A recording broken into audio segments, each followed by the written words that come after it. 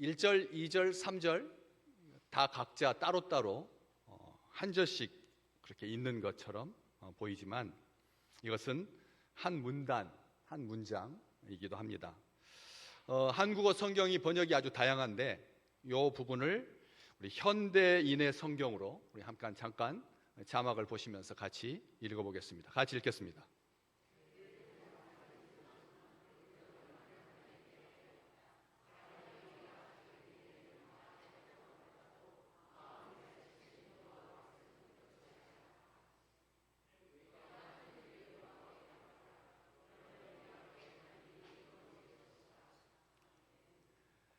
앞뒤로 화면이 나뉘어져서 혹시라도 이해를 못하실까봐 다시 한번 제가 읽어드립니다. 계획은 사람이 세우지만 그 결과는 하나님께 달려있다.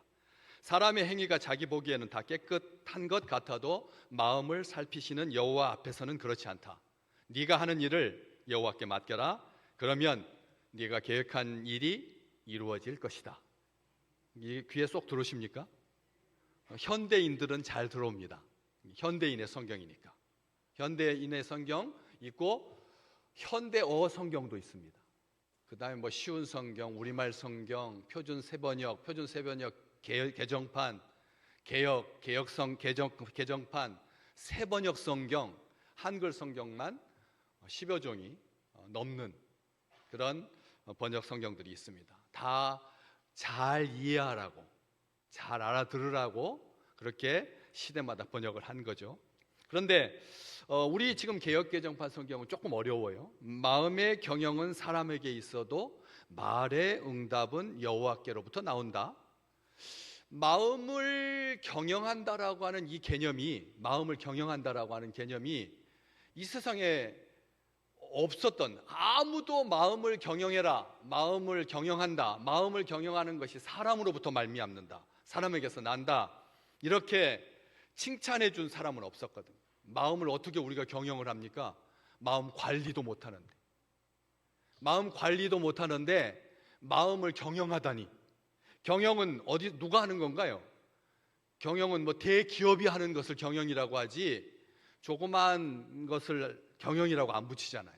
경영은 직원이 한 50명 정도 되고 수익이 1년에 한 10억 정도 나야 경영이라고 이름을 붙일만 하지, 조그만 가게 하면서 가게를 운영한다고 하고 하지 가게를 경영한다라고 하는 말은 사실은 부풀리던 용어잖아요. 그런데 성경 솔로몬 왕은 우리에게 마음의 경영은 사람에게 있다. 그렇지만 말을 응답하게 하는, 말을 이루어 주시는 분은 하나님이시다. 지금 그 말을 하고 있는 거거든요. 그래서 이 마음을 경영한다라고 하는 것이 얼마나 축복인가. 마음을 우리는 마음을 관리하기 위해서 아주 애쓰거든요. 그래서 세상 사람들 이렇게 여러 가지 말을, 마음과 관련해서 말을 많이 합니다. 모든 것은 마음 먹기에 달려있다. 마음가짐이 중요하다. 마음을 바꾸면 인생이 바뀐다. 마음이 편해야 일도 잘 된다.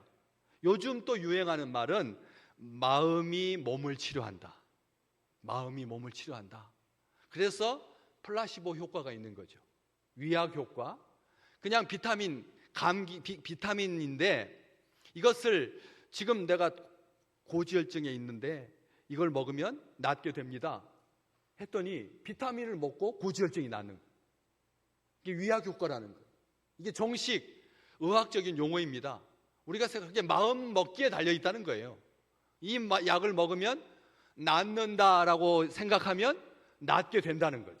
그래서 마음이 굉장히 중요합니다. 그래서 요즘 그 마음이 중요하다라고 하는 것을 나타내는 영어 단어가 있습니다. 마인드 컨트롤. 마인드 컨트롤 많이 들어보셨죠? 마음을 어떻게 할 수 있다? 컨트롤할 수 있다. 조정할 수 있다.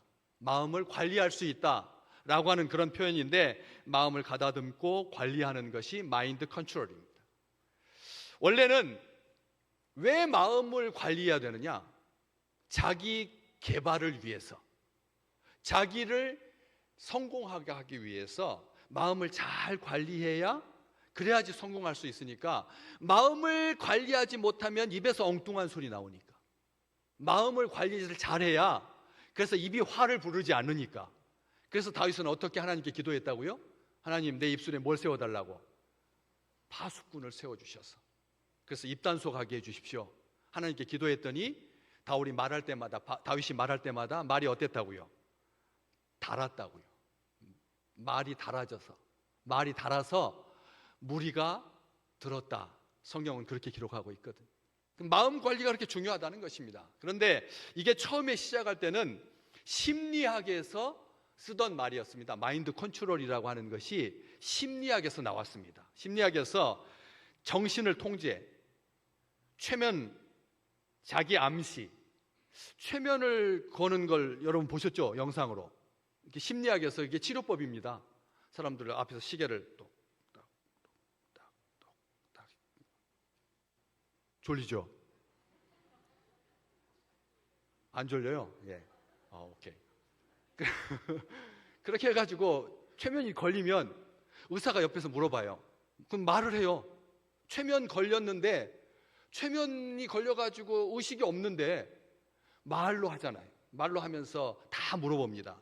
그래서 요즘 왜 이렇게 화가 나 있어?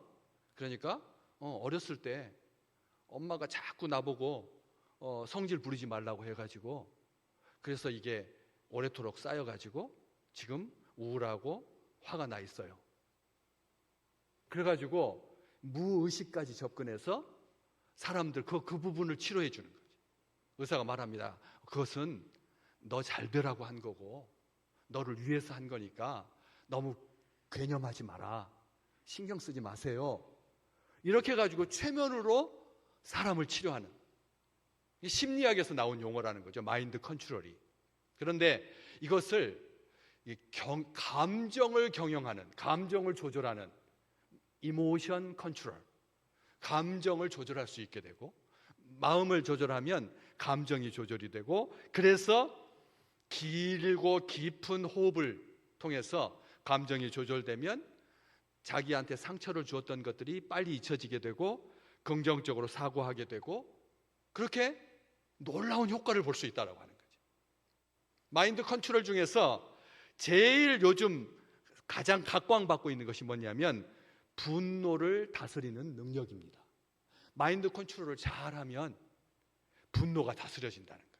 그래서 여러분, 화가 막 확 불같이 화가 오를 때 있잖아요. 그럼 어떻게 해야 된다고요? 참아야지 해서 참아지는 게 아니에요. 일단 그 자리를 뛰쳐나가야 돼요. 화를 일으키는 그 사람을 보고 있으면 진정이 안 되니까 일단 말을 딱 스톱하고 그 자리를 벗어나야 돼요. 적어도 10초 동안은 그 자리에 없어야 마음이 추스려지고 그 다음에 감정이 다스려져서 화를 불같이 내지 않게 되기 때문에. 그래서 이 분노를 다스리는 능력이 얼마나 중요한지, 요즘 많은 젊은이들이 분노 조절에 장애를 겪고 있습니다. 이번에 분당 서현역에서 분노 조절이 안 돼가지고 사람을 죽였거든. 사람을 죽였어요. 이제 초등학교 선생님 된 지 얼마 안 된 그런 분을 그냥 죽였단 말이에요. 감정 조절이 안 돼서, 분노 조절이 안 돼서. 그래서 얼마나 마음 다스리는 것이 중요한지. 솔로몬이 마음을 경영하는 것이 사람에게 있다. 사람도 마음을 경영할 수 있다. 다스릴 수 있다. 마음대로 살면 안 된다. 마음을 믿지 마라. 가장 심하게 부패되어 있는 것은 성경을 말합니다. 마음이다. 마음이 부패해서, 우리 주님도 말씀하셨어요. 마음에서 악한 것이 나온다.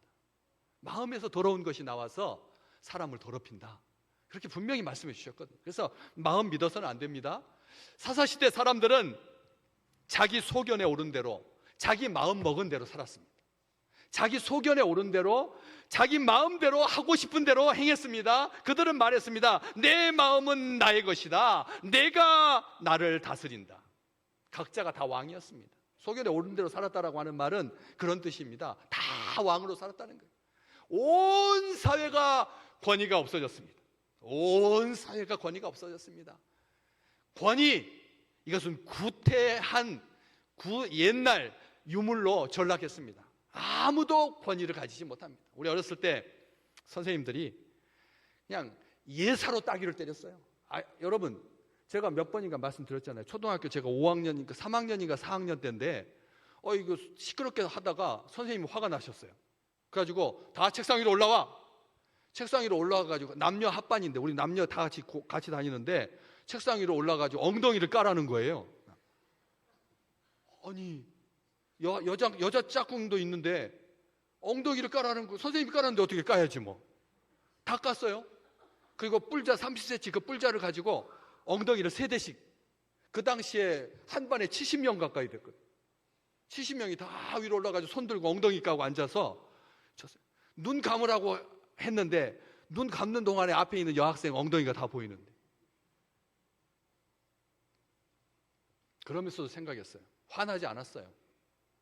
선생님 형사법에 신고해야지, 고소해야지 하지 않았거든. 근데 요즘은 만약 엉덩이 까라고 하면 그 선생님은 지옥에 갑니다. 지옥에 가요. 지옥에 간다니까요. 권위가 없습니다. 처음에는 그래서 교사라고 하고 선생이라고 했다가 요즘 이래서는 안 되겠다 싶어서 선생님이라고 뉴스에서 정식으로 명칭이 교사가 아닙니다. 선생님입니다. 그런데도 4년 전부터 학생들을 기합 줬다고 부모한테 일러가지고 부모가 악성 민원을 넣어가지고 그래서 지난주에 선생님이 4년 전 일 때문에 자살했어요. 이런 시대를 우리가 살고 있거든요. 권위가 없어진 시대, 스스로 소견에 오른 대로 행하는 시대는 각자가 왕이어서, 각자가 왕이면 얼마나 좋아요. 다 왕인데 뭐. 우리가 생각할 때 각자 왕이면 좋을 것 같잖아요. 그런데 무슨 일이 발생하느냐. 로마서 1장 28절 자막을 보시면서 같이 한번 읽어보겠습니다. 마음을 각자 소견에 오른 대로 행하면 이렇게 된다. 시작.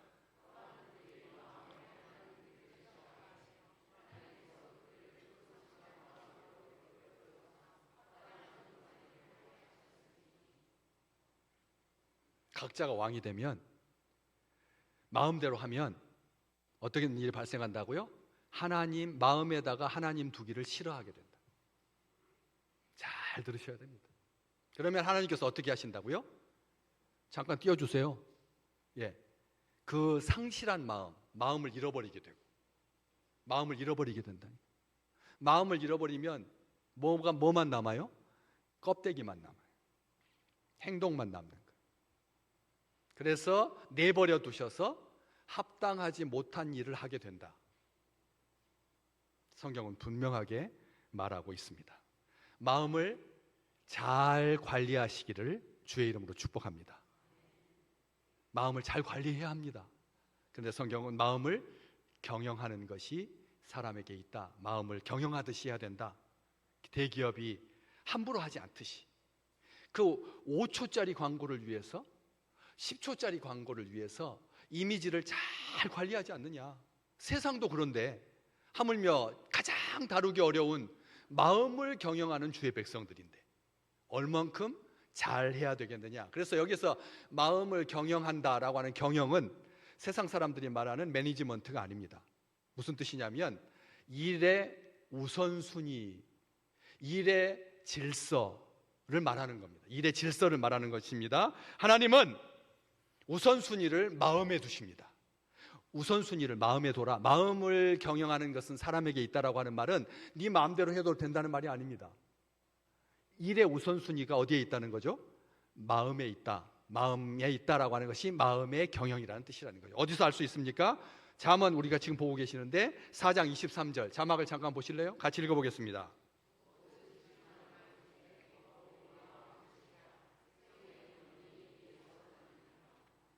더욱 네 마음을 지켜라. 우선순위를 어디에다 두라? 마음을 지키는 데 두라. 그러면 왜 그래야 되느냐? 생명의 근원이 거기에서 나온다. 어떠세요? 우리 하나님께서 마음을 얼마나 귀하게 여기시는지를 잘 볼 수가 있습니다. 왜? 마음이 생각과 행동을 결정하기 때문에. 마음이 생각과 행동을 결정하기 때문에 마음이 중요하다. 우리 명심보감 언어 편에 보면 이런 한자가 있습니다. 이 한자 같이 한번 읽어보실래요? 그렇죠. 예. 갑자기 읽으라니까 겁나시죠? 주봉지기 천종소, 화불투기 일구다. 한번 따라서 해볼까요? 주봉지기 천종소, 화불투기 일구다. 잘 따라서 하세요. 창피한 거 아닙니다. 무슨 뜻일까요? 무슨 뜻입니까? 술은 마음이 통하는 친구를 만나면 천잔이라도 부족하고, 말은 마음이 맞지 않으면 단 한마디도 많다. 아멘이 막 나오죠. 마음이 맞는 친구하고 술은 천잔도 부족하고, 마음이 맞지 않는 사람과 한마디도 많다. 마음이 맞지 않는 사람하고 있으면 말 한마디도 섞기 싫다는 거예요. 마음이 중요하다는 거예요. 마음이 중요하다. 이걸 기억하셔야 됩니다. 다시 말하면 말이 그 사람의 마음이라는 거예요. 말이 그 사람의 마음이라는 거죠. 오늘 본 말씀에 그래서 말의 응답은 여호와께로부터 나온다라고 하는 말은 하나님께서 말의 응답이 나올 수 있도록, 말이 응답될 수 있도록, 말이 성취될 수 있도록 지켜주셔야 한다는 것이죠. 쭉 볼까요? 우리 계속 말과 관련된 말이 나옵니다. 13절 우리 펴놨으니까 13절 볼래요? 같이 읽어보겠습니다. 의로운 입술은 왕들이 기뻐하는 것이요, 정직하게 말하는 자는 그들의 사랑을 입느니라. 어때요? 23절 볼까요? 23절, 24절, 23, 24. 지혜로운 자의 마음은 그의 입을 슬기롭게 하고 또 그의 입술에 지식을 더하느니라. 24절. 선한 말은 꿀송이 같아서 마음에 달고 뼈에 양약이 되느니라. 반대로 하나님께서 악한 사람들의 말은 어떻게 하십니까? 27절 같이 읽어볼까요?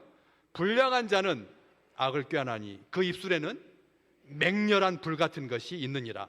또 읽을까? 28절. 패역한 자는 다툼을 일으키고 말쟁이는 친한 벗을 이간하느니라. 어때요? 마음의 경영은 입술의 관리에 있다는 거. 마음의 경영은 입술 관리에 있다. 그래서 말을 하나님께서 다스려 주셔야, 그래야지 마음이 잘 경영되는 증거가 나타나서 사람들한테 달게 들리고 사람들의 상처를 치료하고 위로하고 권면하여서 마음을 굳게 하고 여호와 앞에 믿음이 견고해질 수가 있는 거예요. 인간의 모든 계획과 결정, 일의 의도를 판단하고 주관하시는 하나님께서 말의 응답을, 일의 성취를 우리에게 선물로 주신다. 그래서 예레미야 33장 2절에 보면 우리 하나님께서 일을 행하시는 여호와시고 그것을 만들어서 성취하시는 여호와이시고, 그리고 3절 말씀에 너는 내게 부르짖으라 내게 응답하겠고 네가 알지 못하는 크고 비밀한 일을 너에게 보일 거다. 그렇게 말씀을 하시는 거죠. 최종적인 결정권은 누구에게 있다고요? 하나님께 달려있다. 모압 왕 발락이 이스라엘 백성들을 싫었어요. 이스라엘 백성들이 죽이고도록 미웠어요. 망했으면 좋겠다, 멸망했으면 좋겠다 생각해서 그 당시에 아주 용하다는, 말하는 대로 성취되는, 말에 응답이 있는, 말에 결실이 있는, 말한 대로 저주하면 저주받는 누구를 불렀어요? 모압 왕 발락이 발람을 불렀어요. 발락이 발람을 불렀어요. 그래가지고 발람한테 뭐라고 부탁하냐면 이스라엘 백성들을 저주해 주십시오. 제가 은과 금을 많이 드릴 테니까 저주해 주셔서 이스라엘이 착 망했으면 좋겠습니다 해가지고 제일 전망 좋은 곳에 온 이스라엘을 다 바라보면서 저주하기 딱 좋은 곳에 그래서 딱 모시고 가가지고 저주하라고 했더니 발람이 저주 대신 막 이스라엘을 축복하는 겁니다. 이게 아닌데 해가지고 말을 막으려다가, 그래도 또 그렇게 선지자가 그렇게 하고 있는데 말 막아서 안 됐으니까 다 할 때까지 기다렸다가 벌컥 불끈 화를 내면서, 아니 내가 이스라엘 백성들을 저주하라고 부탁을 했지 왜 축복을 하십니까? 역정을 냈습니다. 그때 발람이 발락에게 한 말, 민수기 23장 8절 말씀 우리 같이 읽어볼까요?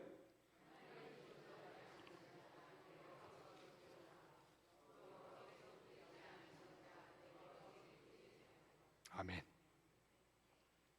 하나님께서 저주하시지 않으신 자를 내가 감히 어찌 저주할 수 있고, 하나님께서 꾸짖지 아니하신 자를 내가 어찌 꾸짖을 수 있겠느냐? 하나님께서 발람의 입에서 나오는 말들을 통제하시고 축복하게 하셨다는 것입니다. 우리 기억하셔야 됩니다. 그렇기 때문에 모든 계획과 목표의 최종적인 응답은 하나님으로부터 말미암는다, 여호와께로부터 나온다. 오늘 똑같은 그 취지의 말이 이 16장 9절과 33절 두 군데 나옵니다. 9절 한번 같이 읽어볼까요? 이 16장 9절 말씀, 사람이 마음으로 펴놓으셨으니까 자, 한번 16장 9절 같이 한번 읽어보겠습니다.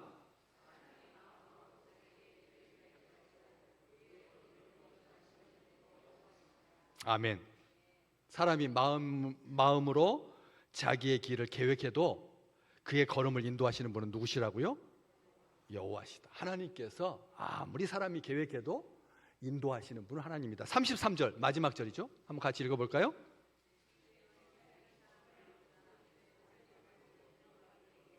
아멘. 제비는 누가 뽑지만 사람이 뽑아도 모든 일을 작정하시는 여호와께 있느니라.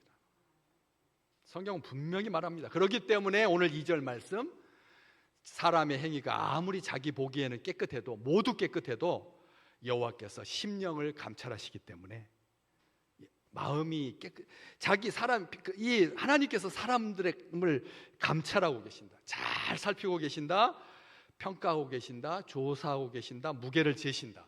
무엇을? 심령을, 마음과 영혼을 하나님께서 잘 조사하고 판단하시니까 공평하게 하시기 때문에, 하나님이 마음을 감찰하시기 때문에 말 조심하고 마음 조심해야 된다. 지금 그 말 하고 있는 겁니다. 세상은 드러나는 행동이나 일의 결과를 가지고 판단하지만 하나님은 행위는 물론 심령, 마음과 영혼, 중심, 그 내면의 은밀한 모든 부분까지 살피시는 분이다. 마음에 숨은 동기까지도 다 헤아리시는 분이다. 그렇기 때문에 하나님의 판단은 의롭다. 자기 생각에 치우치지 마라, 자기 욕심에게 끌리지 마라, 스스로 속이지 마라. 그래서 다윗은 이렇게 기도합니다. 시편 139편 23절 23절. 이제 기도 같이 한번 해볼까요? 같이 따라서 시작.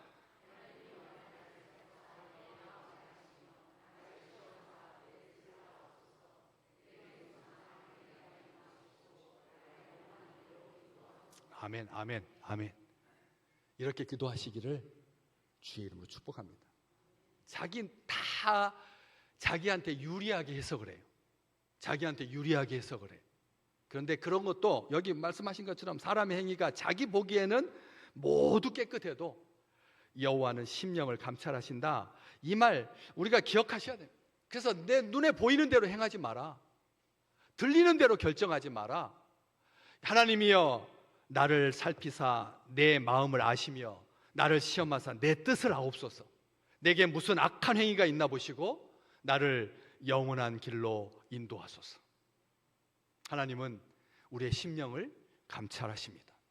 역대하 16장 9절 우리 한 목소리로 다시 고백할까요? 여호와의 눈은 온 땅을 두루 감찰하사 전심으로 자기에게 향하는 자를 위하여 능력을 베푸신다. 아멘. 하나님께서 온 땅을 어떻게 감찰하신다고요?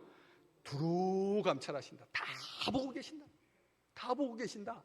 특별히 오늘 하나님을 사랑하기 때문에, 하나님을 기뻐하기 때문에, 하나님을 감사하기 때문에 예배드리러 온 우리 믿음의 식구들에게, 자기에게 향하는 자에게 하나님께서 뭘 베푸신다고요? 능력을 베푸실 줄로 믿습니다. 계획대로 되지 않을 때 감사하십시오. 자기 계획대로 되지 않을 때 감사하십시오. 자기가 계획한 대로 안 되면 큰일 날 줄 알지만 계획한 대로 했다가는 더 큰일 날 수 있어요. 내가 계획하는 대로 다 이루어지면 망합니다. 어디 나오나요? 어디에 있나요? 25절 볼까요? 25절 16장 잠언 25장 16장 25절 펴놓으셨으니까 25절 같이 읽어볼까요? 어떤 길은 사람이 보기에 바르나 필경은 사망의 길이니라. 다 그렇게 자기한테 유리하게 해석하는데 어떤 길은 사람이 보기에는 바르지만 마지막은 어떻게 된다고요? 사망이다, 멸망이다. 그래서 뜻대로 다 이루어지면 안 돼요. 안 돼요. 이루어지면 안 되는 거라니까요. 하나님께서 이루셔야지, 하나님께 맡기셔야지. 그래서 오늘 3절 말씀, 너의 행사를 여호와께 뭐하라? 맡겨라. 너의 행사를 맡겨라. 그런데 여기서 송구스럽죠? 아니, 우리가 무슨 행사까지야? 우리가 하는 일이 무슨 행사예요? 우리가 하는 일이지 우리가 어떻게 행사라고 하죠? 그런데 우리는 우리 말 속에 자기가 일하면서도 행사라고 여기는, 행사라고 표현하는 게 많아요. 결혼식을 뭐라고 하죠? 결혼식을 한자로 갑자기 물어보니까 모르세요? 혼사. 결혼식을 뭐라고 한다고요? 혼사라고 하고, 밥 먹는 일을 식사라고 하고, 그 다음에 집 옮겨가는 걸 이사라고 하고. 너무 잘하는데요? 뒤에다가 뭘 붙였어요? 사자, 일사자인데 그게 행사사자거든. 행사라는 뜻이에요. 말은 우리가 어떻게 감히 하나님 앞에 무슨 행사입니까? 그런데 여러분, 장례식 치르는 일도 아무것도 아닌 것 같아도 정말 큰 일이거든. 이사도 마찬가지고요, 결혼도 마찬가지고요, 다 큰 일입니다. 보통 일이 아닙니다. 그래서 행사를 하나님께 어떻게 하라고요? 맡겨라. 하나님께 맡겨라. 그러면 어떻게 된다고요? 네가 경영하는 것이 이루어질 것이다. 여기 맡긴다라고 하는 말이 우리한테 전제하는 말이 있습니다. 누구에게 뭐를 맡긴다라고 하는 말은 그 사람을 믿는다라는 뜻이거든요. 여호와께 맡기라라고 하는 말은 하나님을 믿습니다라고 하는 뜻입니다. 그런데 여기서 행사라고 하는 것이 무슨 뜻이, 어떤 일을 말하는 것이 아니라 크고 작은 삶의 모든 일 전부를 말하는 거예요. 다시 말하면 여러분, 제가 늘 말했잖아요. 체리를 살 때도 저는 하나님께 기도한다고. 체리 너무 비싸요. 요즘 많이 비싸잖아요. 과일 다 비싸죠. 채소도 비싼데 저는 제가 가서 수박 살 때도 수박 살 때는 등치가 커가지고 3만 원이니까 하나님 앞에 통성으로 한 2분 동안 기도하고, 그 다음에 조그만 자두나 살구는 값이 안 나가니까 그냥 내가 내키는 대로 사지 않는다니까요. 오히려 큰 것은 제가 이렇게 똑똑똑 두들겨 보고 사고, 그리고 작은 것은 하나님께 기도합니다. 하나님, 건강하게 하나님의 사역을 잘 감당할 수 있도록 하나님께서 골라주십시오 하면 눈을 딱 뜨면 보여요. 뭘 가져가라고 하는 게 보인다니까요. 제가 그래요. 제가 손이 길잖아요. 다른 사람들은 앞에서 막 저렇게 두드리지만 제가 손이 이렇게 기니까 안 보이는 데 것까지 제가 다 집어내거든요. 이게 하나님께서 다 이유가 있으셔서 여기서 크고 작은 일이라고 하는 것을 맡겨라. 그런데 이 맡긴다라고 하는 말이 헬라어에서, 히브리어에서 시작할 때 무슨 말에서 나왔느냐면 구르다는 뜻에서 나왔어요. 맡긴다 하고 구르다라고 하는 말이 여러분 연관이 돼요? 뭘 맡긴다는 말하고 구른다라고 하는 말이 어떻게 같을 수가 있어요? 근데 거기서 나왔어요. 무슨 뜻이냐면 산 위에서 산 아래로 돌을 굴리듯이 내 손을 떠난 돌은 내 마음대로 못하니까 하나님께 굴린다. 하나님을 믿기 때문에 하나님의 뜻대로 굴러갈 수 있도록 하나님 그렇게 구르게 해주십시오 라는 뜻입니다. 무슨 말인지 아셨죠? 큰 돌을 산 위에서 아래로 굴릴 때 산 위까지 올리는 모든 수고는 사람들이 하지만 일단 굴리고 난 다음에는 지가 알아서 굴러가기 때문에 하나님께서 하나님의 뜻대로 굴러갈 수 있도록 그렇게 해주셔야 한다는 거죠. 모든 일 뒤에는 그 일을 작정하시고 이루시는 우리 하나님의 전능하신, 능하신, 크신 편팔과 손이 계십니다. 모든 일은 심지어 우리 눈에 보기에 악한 일까지도 하나님의 손에 달려 있습니다. 어디서 알 수 있습니까? 오늘 3절까지 읽으셨는데 바로 밑에 절 4절 말씀 한번 같이 읽어볼까요? 16장 4절 여호와께서 온갖 것을 그 쓰임에 적당하게 지으셨나니 악인도 악한 날에 적당하게 하셨느니라. 아멘. 무슨 말인지 아셨죠? 악한 것까지도 하나님께서 악한 날에 적당하도록 하나님께서 사용하신다는 거예요. 그러니까 모든 것 주께 맡길 수 있다는 것이죠. 우리 찬송가 337장 가사 한번 잠깐 보시면서 같이 찬양 불러볼까요? 내 모든 시험 무거운 짐을 주 예수 앞에 아뢰이면 근심에 쌓인 날 돌아보사 내 근심 모두 맡기시네. 무거운 짐을 나 홀로 지고 견디다 못해 쓰러질 때 불쌍히 여겨 구원해 주리. 은혜의 주님 오직 예수. 어떠세요?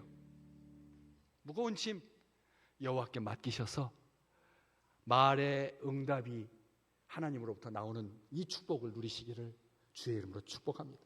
잠언 21장 31절 잠깐 읽어볼까요?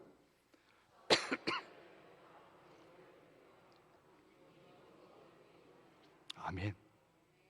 하나님께서 이기게 해주셔야 이길 수 있다는 거죠. 예레미야 10장 23절 같이 읽어볼까요? 예레미야 10장 23절 제가 읽겠습니다. 여호와여 내가 알거니와 사람의 길이 자신에게 있지 아니하니 걸음을 지도함이 걷는 자에게 있지 아니하고 여호와께 있습니다. 사람이 마음껏 걷는 것 같지만 걸음을 지도해 주시는 분은 여호와십니다. 그래서 시편 37편 5절과 6절에 다윗이 우리에게 이렇게 말합니다. 시편 37편 5절 6절 말씀 같이 읽겠습니다.